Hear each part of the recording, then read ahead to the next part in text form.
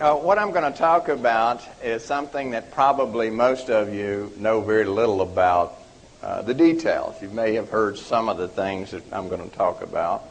How many here know what an excitotoxin is? Okay. So it's nice to see that so many people are coming to hear about something and have no idea what it's even about. But you're curious because primarily the second part of the title of the book, Excitotoxin, The Taste That Kills. And I'm sure you're curious as to what taste can kill you. Well, we're going to find out. If you could dim most of the lights except for this one over the podium, you can see the slides maybe a little better. An excitotoxin is exactly what its name says. Most people know what a toxin is. A toxin is a poison. Exciting is something that excites you, causes excitation. And an excitotoxin basically is any substance that causes brain cells to become very excited. And they start firing their impulses very rapidly. And they fire so rapidly that this cell will become exhausted and die. This occurs over about an hour's period. So if you take some brain cells and you put them in a petri dish and you expose them to these excitotoxic substances, the cells start firing real rapidly. But they look normal during that 1 hour period. You look at them, they look perfectly healthy. And then at 1 hour, they just suddenly die. And this is going on in your brain if you take these excitotoxins into your body. It does the same things. There's particular cells inside of your brain that will become very excited. And they'll become excited to the point that they'll die. But it's not all the cells of the brain, it's just particular ones. Now, in Matthew 13:34 through 37, it says, "For out of the abundance of the heart the mouth speaks. A good man out of the good treasure of his heart brings forth good things. And an evil man out of the evil treasure brings forth evil things. For by your words you will be justified, and by your words you will be condemned." And we're going to find out how that pertains to the subject of excitotoxins. Because at the present time, excitotoxins, the subject of excitotoxins, is the hottest idea and item going in the field of neuroscience. That is the study of the brain and the nervous system. Every journal that has anything to do with the brain and the nervous system is filled with articles about excitotoxins. Every research laboratory that is dealing with the diseases like Alzheimer's disease, Parkinson's disease, Lou Gehrig disease, Huntington's disease, all these terrible diseases of the brain, the number one thing that they're talking about is excitotoxins. But with all this flurry of activity and the fact that they have named this the decade of the brain, that we're going to concentrate all this money and all this effort in studying how the brain works and solving the problem of these terrible diseases of the brain. Despite all of that, hardly anyone in the general public has ever heard the word excitotoxin. And that's not by accident. It's because the number one source of excitotoxins in our society is in your food. And it's not in your natural foods. It's being added to your food by the industry that processes foods. And they're adding it in very large concentrations. And we'll see exactly what these excitotoxin substances are and the various deceiving methods they use to keep you from knowing they're there, and what they try to do to those of us who are trying to tell you they're there, and what they do to you. Now, what I have found out since I wrote this book, and this book was a very difficult thing to write. I went through a long period before I ever decided to do it, because I was warned by people who had dealt in this area before when I told them I wanted to write a book. One of the persons who first tried to start in this crusade, he said, "Well, that's fine, but let me warn you something. You're going to come under attack like you've never dreamed of." He said, Ralph Nader, most of you I assume know Ralph Nader, the consumer advocate. He became interested in this at one point, just one segment of it. He was so browbeaten and so destroyed by this industry, he said he would never touch it again. And I talked to his attorney, Jim Turner, who told me this story. He said they were through with it. And this is a man that took on General Motors. So it's something that is not a light thing to take. So I was warned. Said they have hundreds of millions of dollars they will spend to keep you from getting this story out. They will threaten lawsuits. They will intimidate you in every way imaginable. So if you do this, be prepared. And so when I wrote the book, I said, what I'm going to do, I'm going to make this argument so tight, so well referenced, that no one can refute it reasonably. So I spent a long time going through hundreds and hundreds of research papers, interviewing the person who coined the term excitotoxin. And then I wrote the book. And ironically, all these terrible things that were supposed to happen never came about, except a couple of times. But I was able to handle that because I had some secrets that they didn't know, that God let me know about. Interestingly, no major publication will write about this. Your major magazines will not carry stories about it. I've never been interviewed by a major magazine. I've had 60 Minutes call me and wanted to do a story and spiked it. That means they cut it out. I had a writer for the Wall Street Journal editorial page who dared to write about how the story was spiked, and they took him off the editorial page and put him in a non-public office. Had one of the talk programs that's kind of like hard copy that's no longer around. They did an interview. We set up the story. The reporter worked with me. They fired her and canceled the program.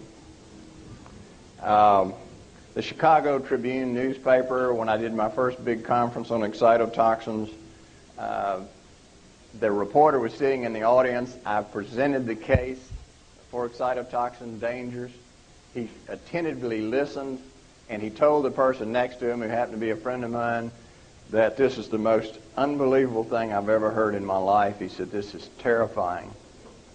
When the article came out in the Chicago Tribune, he quoted some of the things I've said, and then the rest of it was quoting the industry representative, which said things that the writer knew was not true. And so I wrote him a letter. And I said, you sat in the audience, and you heard all of the evidence I had, scientific evidence, that their reputation and defense of its safety was not true, yet you still wrote this article. I said, I can't tell you what to write, and I know the pressure you're under, but you're going to have to live with the thought of all the damage you've done to children, pregnant women, everyone in this country because of what you've done. And it's because his newspaper was heavily advertised in by General Mills and all the food manufacturers in Michigan. So there's enormous pressure to keep this story quiet. Luckily, I've been on the 700 Club several times. They have carried the banner in this. I've been on about 7 times. Hard Copy did a thing on the NutraSweet and the pilots, airline pilots that were drinking NutraSweet that were having seizures.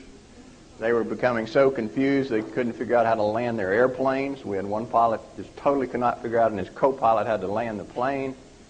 There's over 600 pilots now who have come secretly to organizations to tell their stories of the problems with NutraSweet.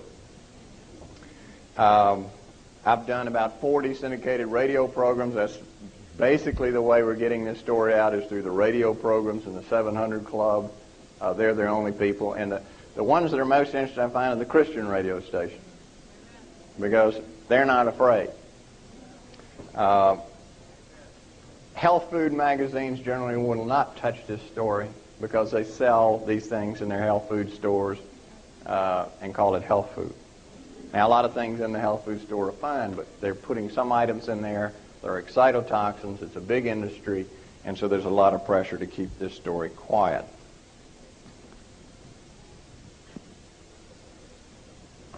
Now, let's go a little bit into the history of excitotoxicity, how all of this came about.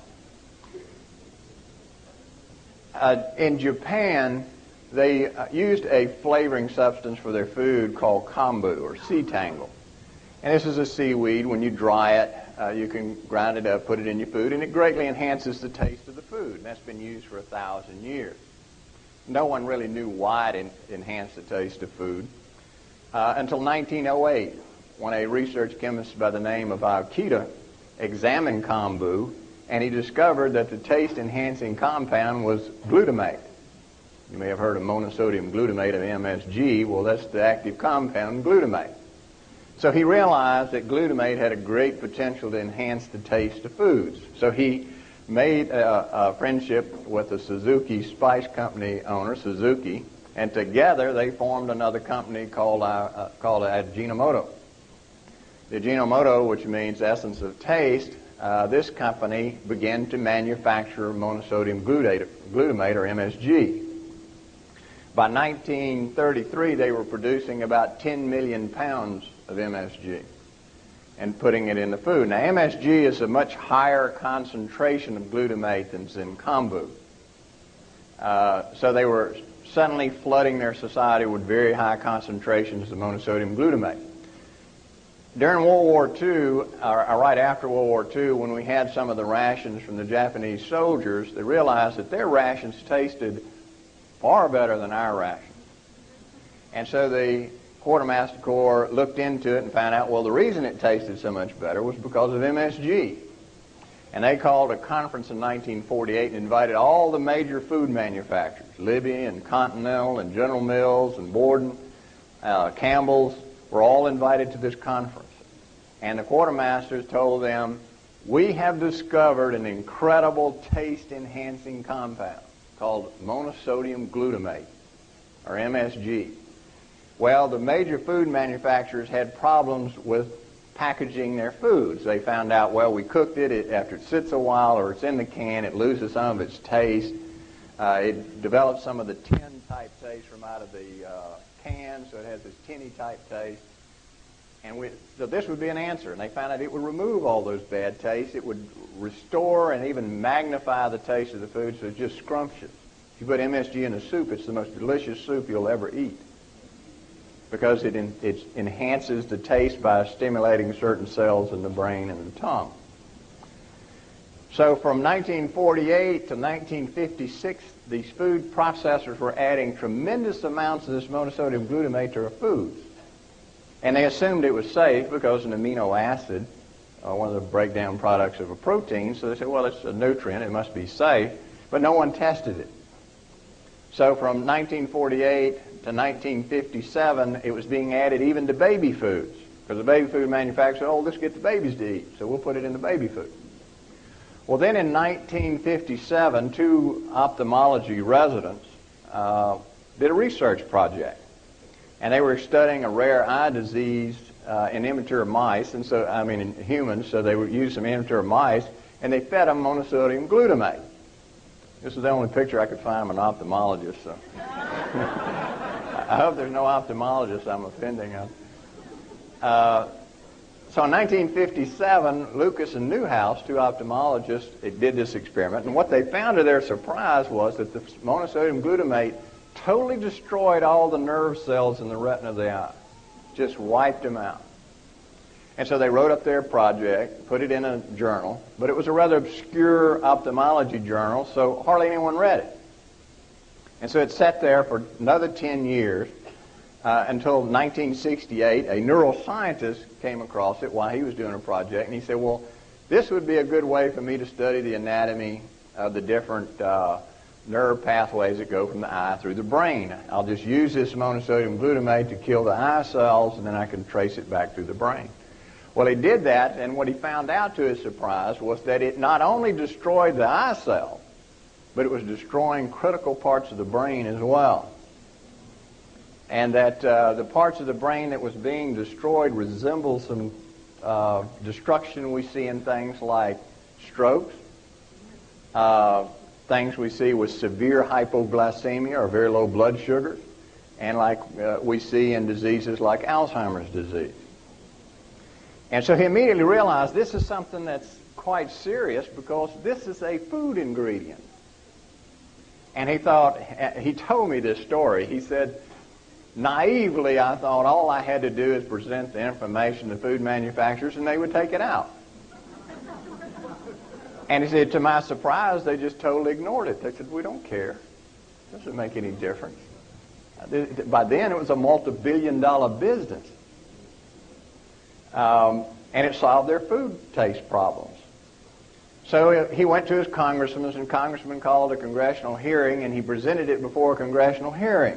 Overwhelming. He was a neuropathologist as well as a neuroscientist. He presented his evidence, showed these severe lesions produced in the brain by monosodium glutamate. The food industry was present at the hearing, particularly those who make baby foods. And they saw the handwriting on the wall. If this reaches the public, we're in deep trouble. So they said, well, we voluntarily will remove monosodium glutamate from baby foods because that's a very sensitive time when the brain is forming. So they voluntarily withdrew MSG. Well, not really. For 10 more years, they continued to add it, but in a disguised name. And the amount they were adding to the baby food was the amount that was being used to destroy these brain cells in these animals. Even today, they add excitotoxins to baby foods, and they created a new class of food called toddler foods to sidestep this restriction they put on themselves. And in toddler foods, if you look at it, you'll see several of these excitotoxins have been added. And it's also added to baby formulas. Now, let's look at what I call the big lies of the industry. When all of this starts leaking out, and it was starting to leak out about the dangers of MSG, the industry's reaction was, well, we had our scientists look at it, and we don't see any problem.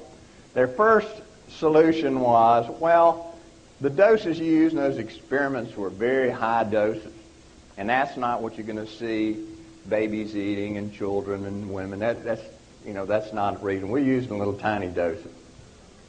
That was lie number one. Lie number two was they said, well, even if it does enter the bloodstream and in very high concentrations, the brain has a protective system called the blood-brain barrier that keeps certain toxins from your blood from entering your brain. And it would keep that glutamate out of your brain and wouldn't damage it.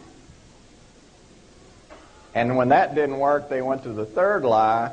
They had a research paper that said, well, we have studied it and found out that if you eat a lot of carbohydrates and sugar, it inhibits this toxicity and doesn't occur, so that protects you. And most people eat meals that have carbohydrates in it, so it's really no problem.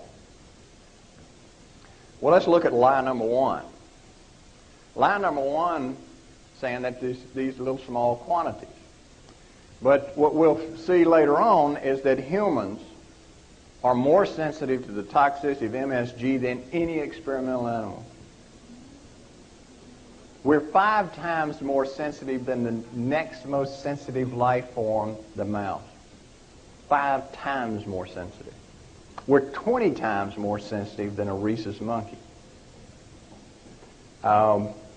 This is a study that was done by the FASEP organization. That's the Federation of American Societies of Experimental Biology. They did a review of all the things that had been written about MSG. And they were going to have a final conclusion about the safety of MSG. The study was conducted and paid for by the FDA, and it had an executive summary in the front part of it that if you read it, you would think they never saw the actual paper itself. So there's no relationship between their executive summary by the FDA and what the paper actually said. The paper reads almost like my book. But that's what the media read. In the bulk of the paper, this was their conclusion about infant formula, was that the amount of monosodium glutamate compound, which they call casein hydrosylates, is a new trick name they use. These babies are regularly consuming large quantities of glutamate in your children. Now let's look at lie number 2. It doesn't penetrate the brain because the brain is protected by this blood-brain barrier. Well, we know that in the human brain, even in an adult, there are certain areas of the brain in which there's no blood-brain barrier. For instance, if we look at the pituitary gland, the posterior pituitary gland, and lining inside, my beam stop. Always carries spare. There's certain critical areas of the brain that have no barrier. So anything that's in your blood is going to go into your brain in those areas. These are very critical zones of the brain. So that shows that part's a lie. And we know that even if you have a normal intact part of your brain with a normal blood-brain barrier, if you have a high level of glutamate in your blood, over time, it'll penetrate even the normal blood-brain barrier. And third, we know that there are frequent causes in which the blood-brain barrier is disrupted. These aren't rare conditions. Strokes, that's not rare. Think how many tens of millions of people in the United States are walking around who have had a stroke. Many don't even know they've had a stroke. We call them mini strokes. They occur in silent areas of the brain. It opens up the blood-brain barrier. Whatever's in your food is going to go through there. Head injury. Millions of people have had head injuries. Hypertension. How many people in this country has high blood pressure? It'll open the blood-brain barrier. Diabetes, a common condition. If you've ever had brain surgery, if you've ever had a heat stroke, when you have a high fever, it opens your blood-brain barrier. Certain drugs that people take for different conditions will open the blood-brain barrier.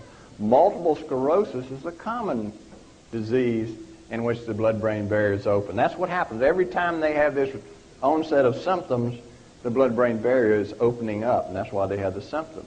So if they're consuming food with a lot of MSG in it, or NutraSweet, or other excitotoxins, it goes through these openings in the MS plaques in the brain, and they get a lot worse. And what we find in the MS patients is if they consume a food with MSG, they will get worse for days or weeks afterwards. It's a prolonged worsening. Every time they consume it, they get worse again. They go to their doctor says, oh, that's just the natural course of the disease. It's not the natural course of the disease in these instances. They're poisoning themselves. Severe hypoglycemia. If you have low blood sugar, it'll open up your blood-brain barrier.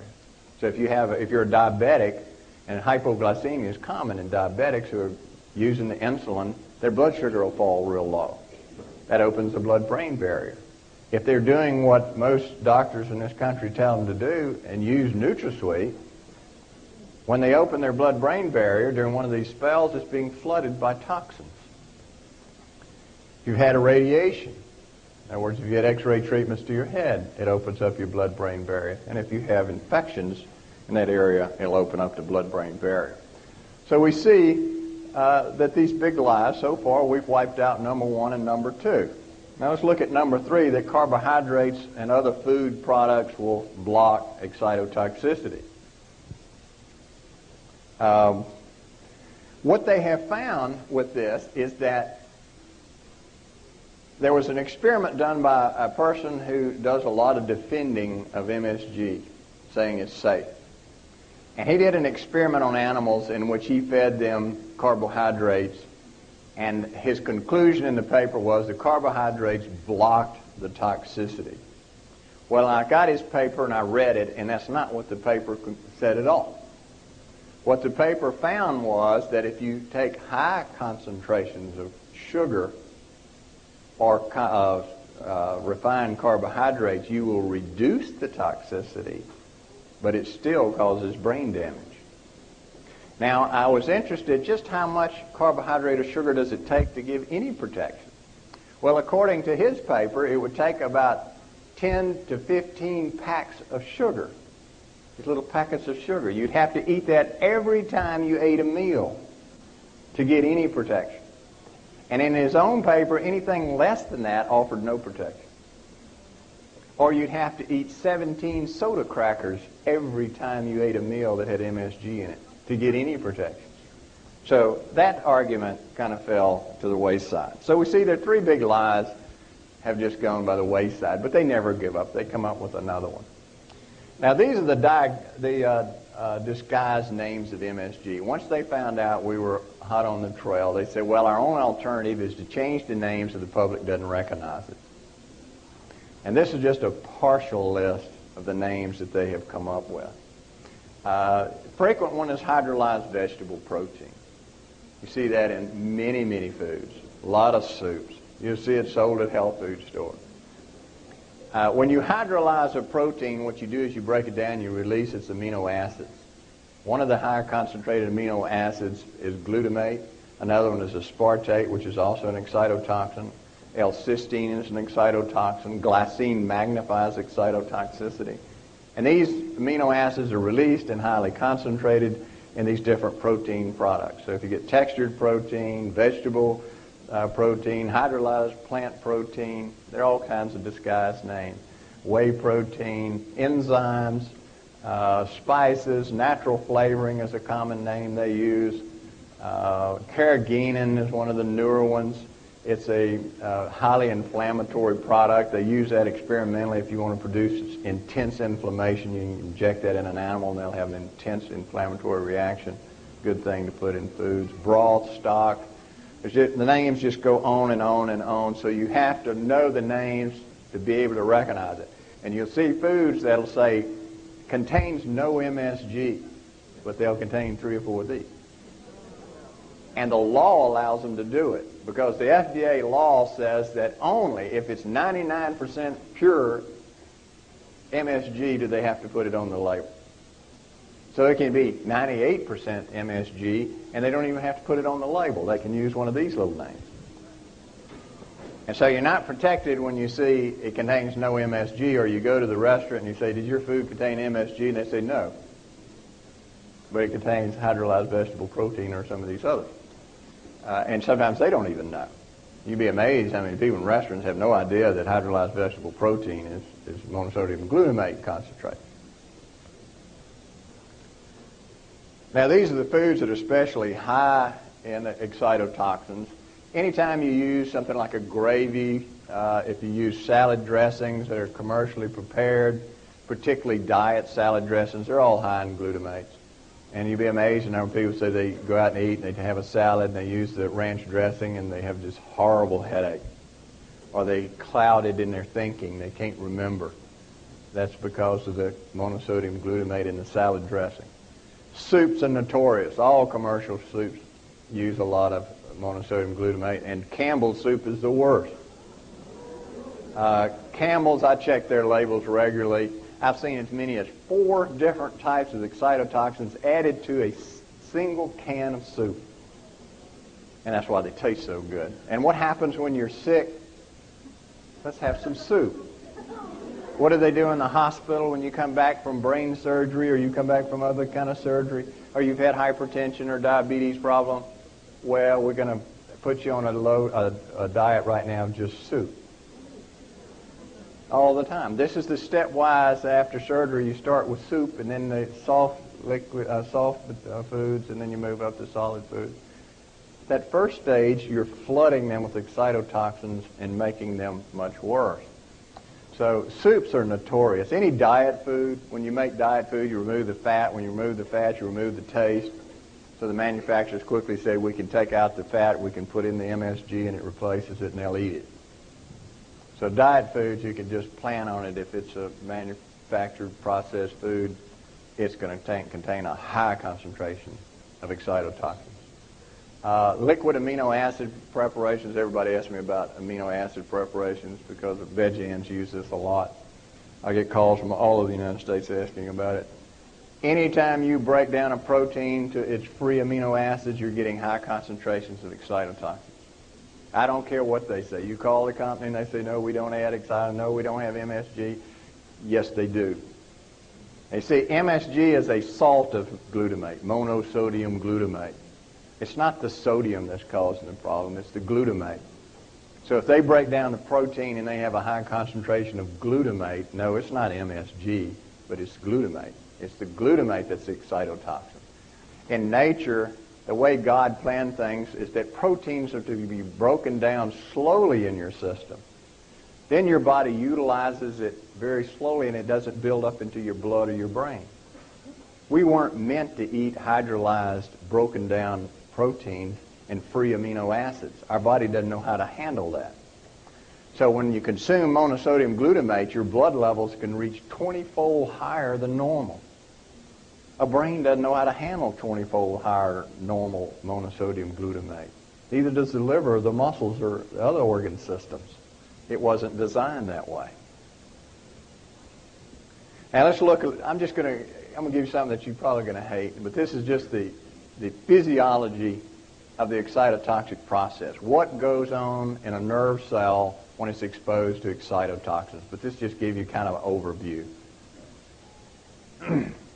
Now first, there are a lot of diseases and disorders that are associated with excitotoxicity, and this list is growing every day. They're finding more and more diseases that have anything to do with the brain is associated with excitotoxicity. It seems to be a central process in a lot of different diseases.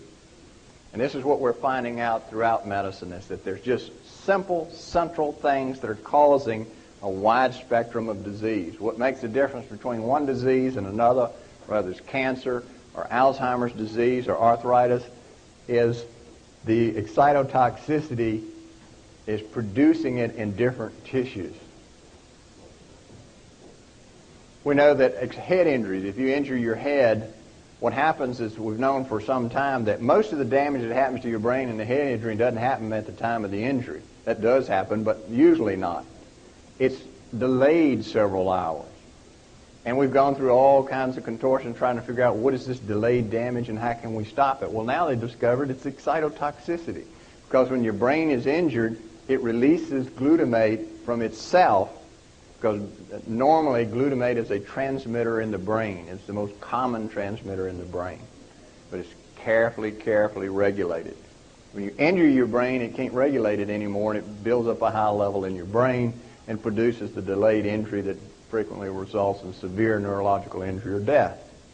Strokes. When you have a stroke and block off a blood vessel that's going to the brain, it is the lack of blood supply that causes the worst part of the stroke. That just kills a little tiny core of brain tissue.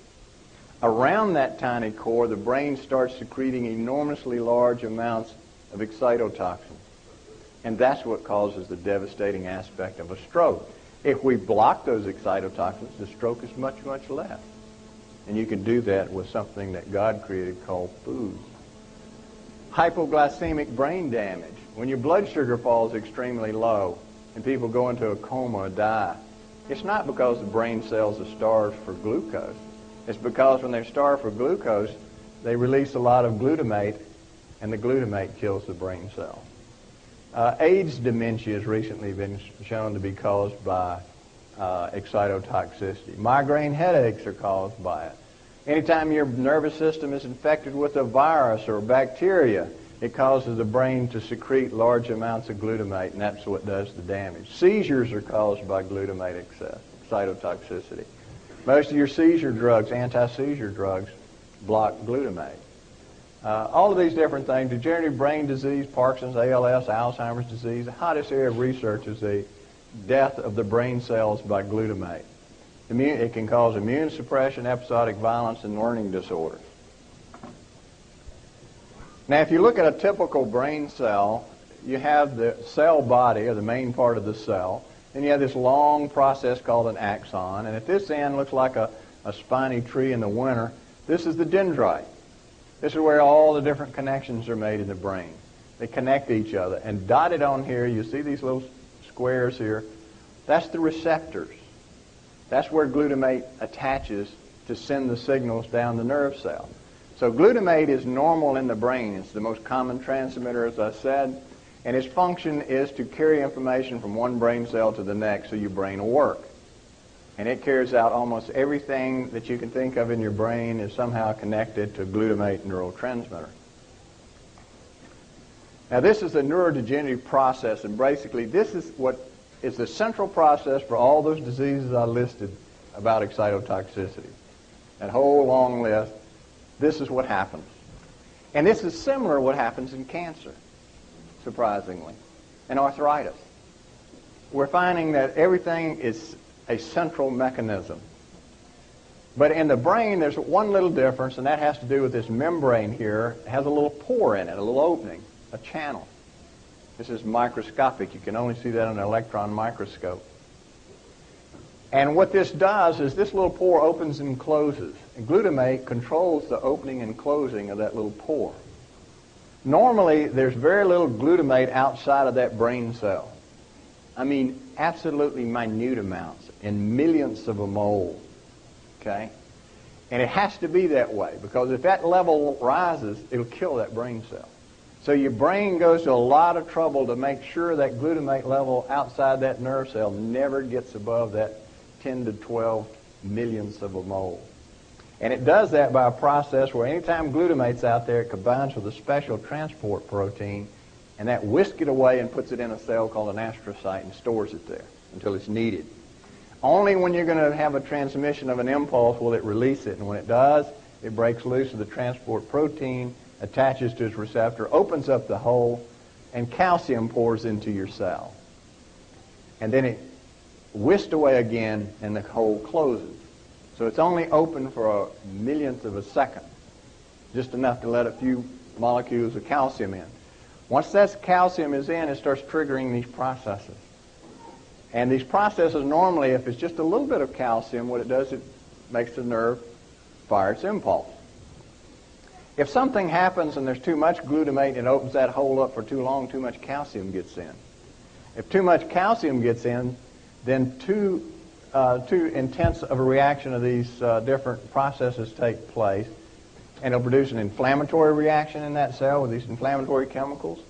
It'll produce what we call free radicals, which are just very toxic chemicals that bounce around the cell, oxidizing all the components of the cell. One of the components that really damages is what we call the mitochondria, and that's the little part of your cell that produces almost all the energy that you use for everything, whether it's walking, moving, thinking. Mitochondria supplies the energy for everything. These free radicals generated by too much calcium damages that mitochondria, so it can no longer produce its energy the way it's supposed to. If it can't produce enough energy, the cell dies. It activates a gene called a p53 gene, which is the suicide gene in your cell. Cells are pretty smart. God made them that way. If this cell is damaged too bad by all these processes, and the cell knows that it cannot survive, it'll activate that gene and go ahead and kill itself. We call that apoptosis. And that's what too much calcium coming in will do. We also know that if some of these products build up, they'll inhibit this transport protein so that more glutamate will start building up. So it's a kind of a cyclic process that just keeps going until the cell dies. Now, note with the knowledge that if too much glutamate out here is toxic, and it doesn't take a lot to make it toxic, does it make a lot of sense to add it to your food? Knowing that it transfers through the blood-brain barrier and will enter the brain, which we have proof of. Now, when we look at excitotoxin sensitivity, three things we see that are very important. One is that human is 5 times more sensitive than the next most sensitive life form on Earth, the mouse. And we're really 20 times more sensitive than a rhesus monkey. Newborn babies are 4 times more sensitive than adults. So if you're pregnant and you're eating food that contains a lot of MSG, that is passed through the placenta into the baby and damages the baby's brain at a time that brain is being formed. And they're 4 times more sensitive than an adult would be. Why are the babies so sensitive to MSG? It's because their brain enzymes that normally protect them are immature. They haven't formed yet. Their blood-brain barrier is immature. It hasn't completely formed yet. And babies and toddlers frequently become hypoglycemic, which magnifies excitotoxicity. Now, what do these excitotoxins do inside of the nervous system once they get in there? Well, we know that they can actually alter how the brain forms. That's what's so bad about the little children. We know that when the mother is pregnant, during that last trimester and during the first 4 years after birth is when most of the brain is forming. All these little pathways have to connect, and they have to connect in a certain way. All these dendrites are growing and branching. These synaptic connections are taking place. And that is very sensitive to glutamate. Too much, it destroys these pathways or make them grow in the wrong direction. We know they can destroy certain groups or collections of these brain cells called these nuclei, like the arcuate nucleus, ventral medial nucleus, or the hypothalamus. It can destroy it. This nucleus is the most sensitive area of the entire brain. It was interesting during the hearings on the toxicity of glutamate, one of the neuroscientists that was working for the glutamate producers made this statement, well, so what if it destroys the arcuate nucleus? We don't know whether it does anything or not. But at the time, we knew the arcuate nucleus was a very important nucleus in the brain. It's very vital. Another interesting thing is that less than toxic doses, that is, a dose that won't kill a cell, will alter its physiology. It'll make the cell overreact, so if it's a cell secreting hormones, they'll secrete too much hormone. If it's one that has to do with consciousness, it may cloud the consciousness. If it affects memory and it's overstimulated, it may alter your ability to remember. One of the ways that excitotoxins kill is by producing free radicals. Excitotoxins are very powerful free radical generators. They make these cells produce all these destructive free radicals that destroy the cells. And one of the interesting things we found out not too long ago is that it impairs the ability of glucose to enter the brain. The brain is almost totally dependent on glucose for its energy supply. Glutamate interferes with the entry of that fuel to the brain. So when you're consuming a diet high in MSG, it interferes with the ability of your brain to get the fuel it needs.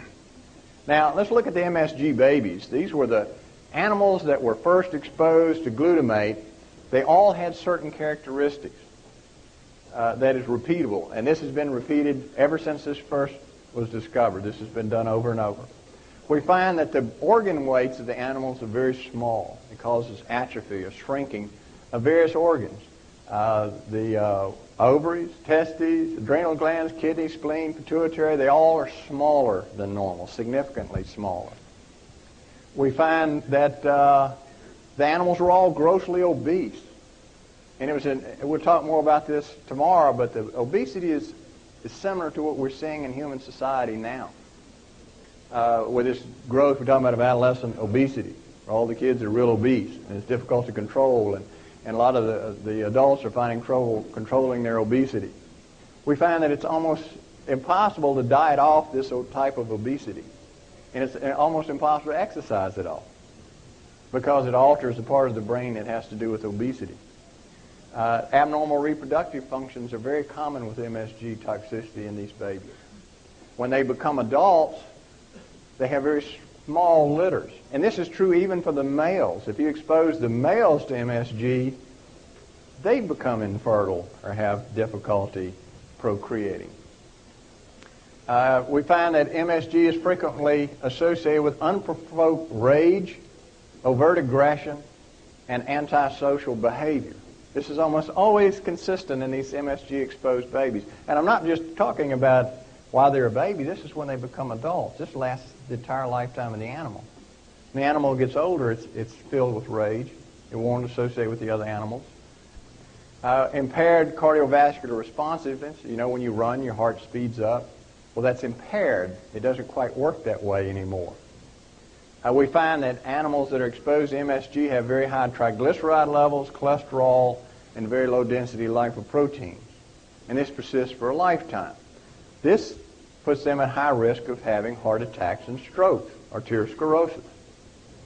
Abnormal hypothalamic pituitary adrenal axis, that is how the endocrine system works, is permanently altered in these animals. So we see some rather devastating effects to exposing animals when they're babies. Now, this is reproducible in every animal species. This is not just peculiar to a mouse. Chickens, horses, sheep, every animal that this has ever been tried on has produced the same thing. So this is a universal effect of monosodium glutamate, and these are all serious things. These aren't feeling bad. Too many people associate MSG with the Chinese restaurant syndrome. And I hear people frequently say, oh, well, I don't get that. I'm not sensitive to it. It is not an allergy. It is not a sensitivity. It is a toxin. Everybody's sensitive to a toxin. You're sensitive in various degrees. But what we'll see later is that it produces its effects silently. You pay the price later. And you may not associate it with it because you don't think that something you did or fed your baby or when you were pregnant is going to cause them to have a heart attack when they become 30 or 40 years old. Now, we said the brain is forming all these pathways, and this is just an example of the complexity of these connections. Everything has to be exact, and the brain is constantly, during this period, the last trimester of birth, inside the uterus, and 4 years after birth, the brain is constantly remolding itself to get it just right. Glutamate is important in that process. It's used for that process, but it has to be an exact level. If it's too much, it ruins the connections. If it's too little, it ruins the connections. And these connections are permanently going to be that way. This is a three-dimensional view, so you can see that these connections are three-dimensional. They're not on one plane. They have to be in 3 dimensions connected. It's an incredibly, incredibly complex process. And anyone who doesn't believe in God has seen this. I can't imagine why you don't believe in God, because there's no way for us to explain how this happens. And these pathways go the whole length of the brain, so they have a long way to go, and they have to be connected just so. And glutamate can permanently alter how these connections and pathways are formed and connected. This is the temporal lobe of your brain. You've heard Vicki talk about the hippocampus. It lies right in here, and it has everything to do with your memory. The temporal lobe is very important. We call it the integrative cortex. It connects to all other parts of the brain. It takes everything you've ever seen, done, heard, smelled, and it correlates it. So it's very critical. This is one of the most sensitive areas of the brain to MSG. It's one of the most sensitive areas of the brain to a lack of glucose. This is just the synapses, how the brain cells communicate to each other, to show that even that's a very complex process. It's not a simple process either. That is formed when you're a baby as well, and it's a very exacting process.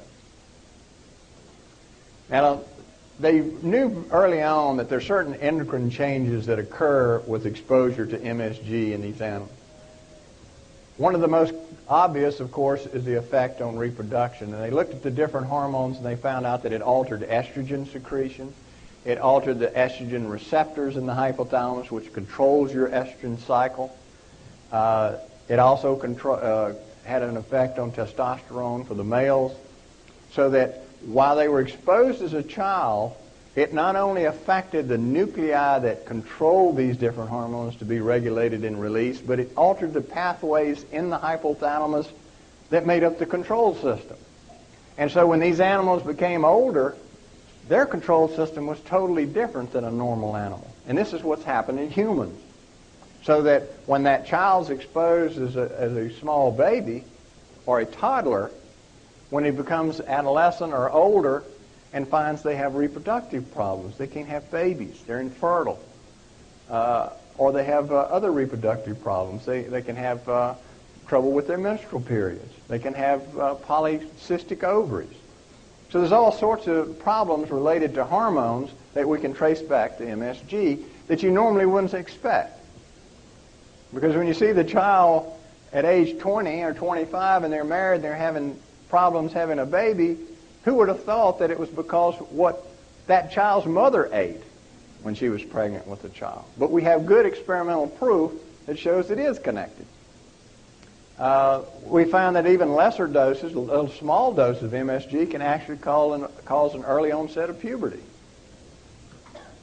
Loss of growth hormone pulsation. That little nucleus that the doctor said he didn't think it had any function. its primary function is the control of growth hormone. That's why all these animals are short, because it suppresses the pulsating release of growth hormone. And of course, we said it can alter the pathways. Now let's look at the hypothalamus. The hypothalamus of your brain, if you had to pick a part of your brain that you said was probably the most sensitive to any injury, it'd be the hypothalamus. Doctors kid about it being the seat of the soul. It's about the size of your fingernail on your little finger. It's not very large. But it controls an enormous amount, and you cannot live without a hypothalamus. Major injury to the hypothalamus, you're going to die, short the intervention of the Lord. If we look at the functions of the hypothalamus, we see that it controls all of the endocrine system, right? Your growth hormone, thyroid hormone, adrenal hormones, cortisol. All of these things are controlled through the hypothalamus. It controls your sleep-wake cycle. Tells you when to wake up, tells you when to go to sleep. If you have an injury of the hypothalamus, you'll stay awake all the time, or you'll sleep all the time. So it's very important. It controls your hunger and satiety. It tells you when you're hungry. It tells you when you need to eat. And this is part of the thought of anorexia nervosa, if they have a problem in the hypothalamus. We know that it controls the autonomic nervous system. In other words, all these things automatically makes your heart beat so you don't have to think about it. Things that make your intestines move along with peristalsis so you don't have to think about it. Those are automatic reactions, parasympathetic, sympathetic system. That's controlled through the hypothalamus. And we know that it is a major part of what we call the limbic system of the brain. That's the part of the brain that has to do with your emotions. It has to do with love, anger, fear. Is regulated through the hypothalamus. And if you give MSG to animals, you can produce intense fear or you can produce intense anger. And lastly, we know, and this is something fairly recently, that the hypothalamus controls immunity. There's a whole field of psychoneuroimmunology. And this is part of what, if you're under stress, your immune system's depressed, you're more likely to get cancer, more likely to get infected, more likely to not recover from your infection or your cancer because your brain, your emotions connects to the hypothalamus and that controls your immunity. We find that in experimental animals, if you take that hypothalamus and you expose the animal to MSG, it will cause a suppression of immunity that will last the entire lifetime of that animal.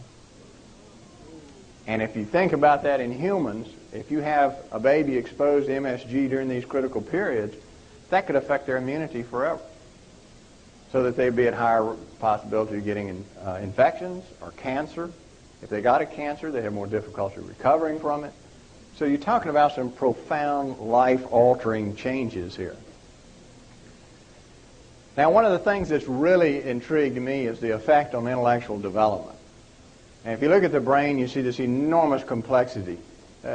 We've been studying the brain probably for the last 70 years intensely. We're just getting a glimpse in the window.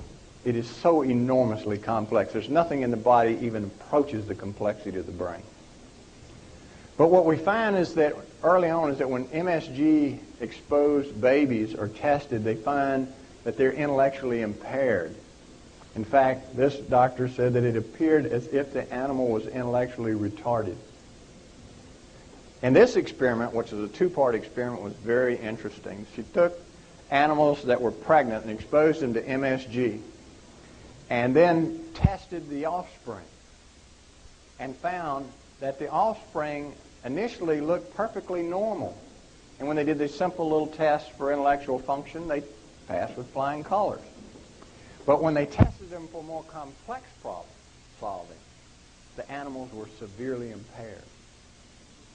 Now, if you transpose that to a human, what that means is if your child is born after exposure to MSG or after being exposed to MSG after birth during that first 4 years, and you say, well, the child looks normal, he's going to the different little grade schools and seems to be able to learn his ABCs and count and learn his name and do simple spelling, seems to be intellectually normal.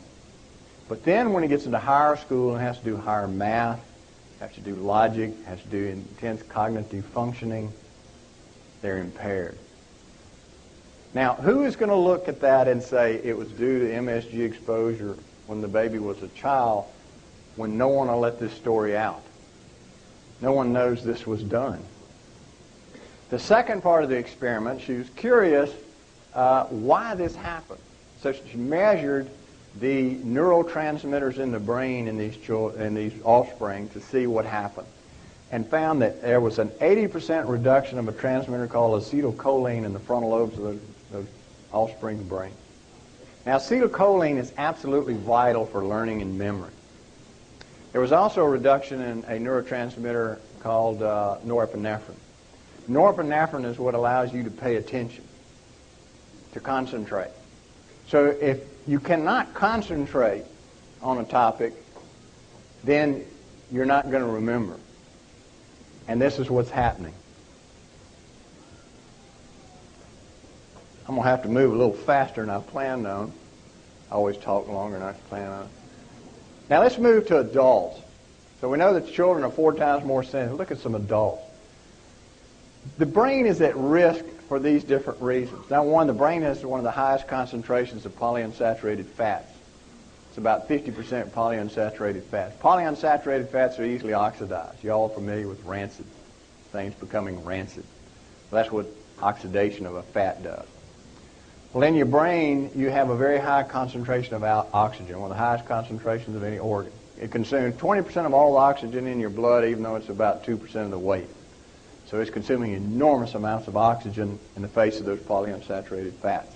So they become very easily oxidized. Brain normally has iron in it, but the iron is protected by being attached to a protein. As you begin to get older, that iron is released, and you get free iron in your brain, which is very dangerous. The older you get, the more iron is released. Iron is one of the most powerful generators of free radicals, and that's thought to be one of the reasons why the brain starts aging, and you have these problems with brain aging. And aged brain cells are more sensitive to free radical damage than a young brain cell. Much more sensitive, about 4 times more sensitive. This is just some of the changes that occur when your brain ages. You lose some of the receptors. The cell membranes change. They become stiffer. It's difficult to get the nutrients into the cell as you get older. The cell cannot produce as much energy as it used to. There's accumulated free radical damage over your entire life, so that you begin to damage the DNA, damage the protein, damage the lipids, and this accumulates throughout your entire lifetime. And remember, we said the way that excitotoxins kills the brain cell is by generating lots of free radicals. So you're speeding up this aging process significantly when you're exposed to those substances. Now we know that there's 3 things that are associated with increased excitotoxicity. We already said immaturity of the brain makes you 4 times more sensitive. Second is energy deficits. Anytime a brain cell has difficulty generating energy, it becomes infinitely more sensitive to excitotoxins. So if you have low blood sugar, if you're running a race and you didn't eat properly and your blood sugar's falling, if you're dieting severely, if you have a disorder of your mitochondria, you can't produce the energy, whatever the cause of a lack of energy in that brain cell, it's going to magnify the excitotoxic process, and it can magnify it as much as 100-fold. It can magnify it so much that even a normal concentration of glutamate in your brain can be toxic. Magnesium deficiency is the third thing. Magnesium deficiency in this country is very common. A recent review showed 75% of people are magnesium deficient. Magnesium protects that little pore where the calcium comes in. It closes the hole. If you take a human being and you make them hypomagnesic, that is, you remove the magnesium, they will have a seizure, and they'll go into a coma. And before that, they'll become psychotic. And this has been done or seen many times in clinical patients. And if you give them magnesium, they turn back to normal, if you do it in time. And that's because magnesium prevents this excitotoxicity process. This is just the cycle we've already talked about, that excitotoxins cause free radicals. Free radicals damage things inside of the cell. It damages the DNA, the proteins, the lipid membranes. So it does a lot of damage to your cell. And that damage accumulates over a lifetime. And that's basically what aging is. And we see that certain types of DNA are more sensitive than the others. Your mitochondrion has its own DNA. It's 10 times more sensitive than the DNA you normally think of in the nucleus. Older cells have DNA damage at a rate 4 times higher than younger cells, especially after age 70. So the older you get, the more sensitive you are to free radicals. So therefore, the more sensitive you're going to become to MSG and other excitotoxins. Now let's look at Alzheimer's disease. Alzheimer's disease is a very complex disease, but we're beginning to get a handle on it. The most common thought of the etiology is that it's excessive excitotoxicity in the brain. Now what triggers that, it's a different story. We know that the loss of energy in the brain precedes Alzheimer's disease by as much as a decade. You can scan the brain of people and you can find out that these areas that are going to be affected are already losing their energy supply, even though they're perfectly normal at the time. 10 years later, they come down with Alzheimer's disease. And that's because, as we said, when you lose that energy, you magnify the excitotoxic process. Now, I'm not saying that Alzheimer's disease or any neurodegenerative disease is caused by eating MSG. It's probably more complex than that. It may be the release in the brain. But we know that Alzheimer's disease can be significantly aggravated by MSG in the diet because, number one, Alzheimer's disease damages the blood-brain barrier. You lose your barrier. You're at low energy. Your cells can't produce energy. The cells are damaged by free radicals, so they're more sensitive. So in a state, if you have Parkinson's disease or if you have Alzheimer's disease or any of these degenerative diseases, you're at a lot more risk. Parkinson's disease, one of the first things we see occur in Parkinson's disease is the loss of a substance called glutathione in the cells that are affected. This is a molecule that protects you against free radicals. It's very, very important. It is lost years, decades before you ever develop Parkinson's disease. Then you begin to accumulate iron in those cells. And we said iron is a very powerful free radical generator. So the cell can't protect itself against free radicals. You increase the free radicals with the iron. Then the energy begins to drop. There's this particular loss of energy of 42 or 47% loss of complex 1 energy generation of mitochondrion, and the cell dies. Well, it's an excitotoxic process that's triggering all of this. There's also, you've heard of haloperidol, Haldol, which is used to help some people sleep, or Haldol will produce the same amount of depression of complex 1 energy generating enzyme as you see in Alzheimer's disease. In Parkinson's disease. These are the common things you see. The important ones you need to know is people that develop these degenerative brain diseases all have low vitamins in their brain, particularly antioxidant vitamins. Very low magnesium in all of these diseases is very low. Cellular energy is low in all these diseases. High iron content, high free radicals, all this oxidation in their cells, and high intracellular calcium. There's an obsession with taking calcium in this country. They tell the elderly, you've got to have this calcium, eat these Tums, take this calcium supplement. As you get older, your cells have more and more difficulty keeping the calcium out. You don't want to flood the brain with more calcium. You speed up the process. This is just some of the enzymes that are known to be defective in these two diseases, Alzheimer's disease and Parkinson's disease, and we'll talk about that tomorrow. We've talked about that. Here's where we end. This is how glucose gets into your brain. This is a blood vessel. This is the brain cells. The glucose has to go from the inside of the blood vessel into the brain to get to the brain cells. But it doesn't just diffuse like it does in the rest of the body. The brain has a very tight control of anything that gets into it. And what happens is the glucose attaches to a transport protein and it carries it into the brain. We know that as you get older, this glucose transporter is defective. And it continues to become more defective. And Alzheimer's disease is very defective. And this leads to the last concept, that is the concept of brain hypoglycemia. And that is that because of this defective transport of glucose into the brain, which remember is magnified by MSG, the brain doesn't have enough glucose where it is, but the blood can have normal glucose. And that causes the brain to be hypoglycemic. So if you go to the doctor and he draws your blood, he says your blood sugar is normal.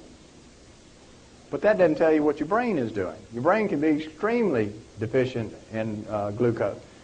And it has been remarked by several observers that Alzheimer's disease closely resembles when you see people having hypoglycemia. So it may be that there's a chronic hypoglycemia developing of the brain. That magnifies excitotoxicity, opens up the blood-brain barrier, toxins get in, and it keeps the process going. And lastly, the point I want to emphasize is something that Vicki was saying. Your entire metabolic processes is programmed from birth. And they found in multiple studies that if you look at the weight and size of a baby when it's born, that's going to affect its metabolism from then on. If it's small and thin and unhealthy to begin with, it will alter the metabolism for the rest of that child's life. So whatever you do early on, MSG or whatever, to alter the metabolism, alter these nerve cells, it's going to affect that child from then on. And that's why I wrestled with this book. I said, knowing what I know, I can't keep this silent. People have to know this. This is so frightening and so scary, and it is in all the food that people need to know. So we'll end there since they're flashing cards at me.